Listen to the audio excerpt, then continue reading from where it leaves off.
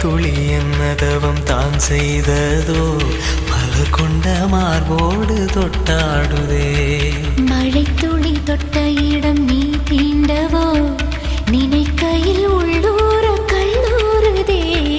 என் மேற்கு பருவக்காற்று தேனி பக்கம் வீசும்போது சாரல் இன்பச்சாரல் தெம்மாங்கு பாடிக்கொண்டு சிலுசிலுவென்று சிந்துதம்மா தூரல் முத்து தூரல்.